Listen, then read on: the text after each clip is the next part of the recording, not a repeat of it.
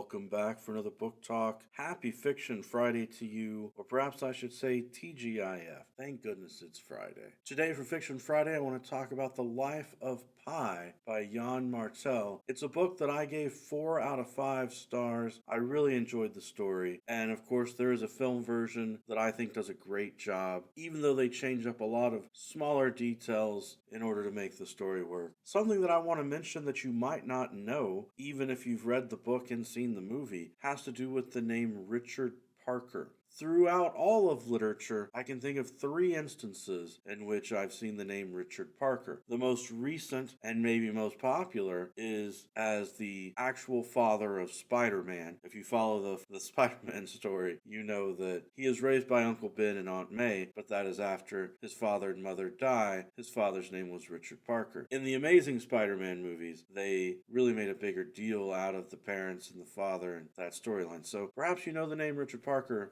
from Spider-Man. But if you go really far back into literature, you will find that Edgar Allen Poe wrote 1 novel in addition to his poetry and his short stories, and that novel was the narrative of the life of Arthur Gordon Pym. And it was a story about the adventures of Arthur Gordon Pym, but through his adventures, he ended up part of a ship crew, and they ended up having all kinds of problems with a mutiny and a storm, and you ended up with just 4 people on a boat, and one of those people was named Richard Parker. Richard Parker was the person on the boat who suggested that since they were lost at sea and they were all starving and hungry, that one of them should sacrifice his body for the others so that they could eat him to survive. And they drew straws, he drew the short stick, ironically, being the one who made the suggestion. So I was absolutely fascinated when I went to take in this story of the life of Pi, and they tell you that the tiger's name is Richard Parker. Apparently, they play it off with the book and the movie as there was some sort of a mistake, like a typo on the form,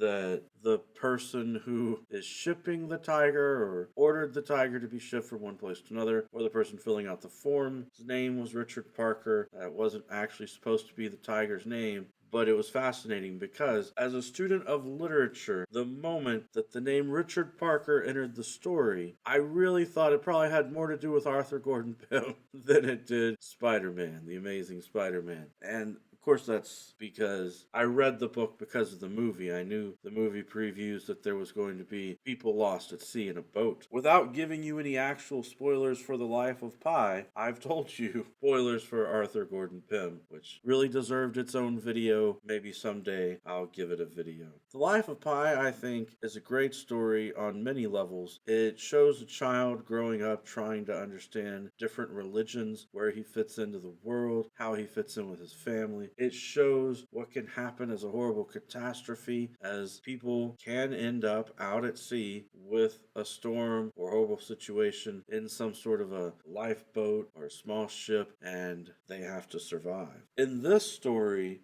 you get a young boy, and he gets stuck on a boat with animals, which is all the more fascinating. And some parts of the story do seem a bit like magical realism, as there's the strange island with the weird stuff going on the island. But when you take in the whole story, I think it really makes sense, and I think there's a lot of meaning to it. There's a chance that you've heard the spoilers, you know some of the twists or surprises for the story, but I think this is one that you could read multiple times and appreciate all the more, even if you already have those spoilers. Alright, that's it for today's book talk. Every day is a good day for a book talk. Go check out The Amazing Spider-Man, or the Arthur Gordon Pym story from Edgar Allan Poe. It's weird, it's different. Or The Life of Pi. That's really what I was trying to get you interested in this video. Peace.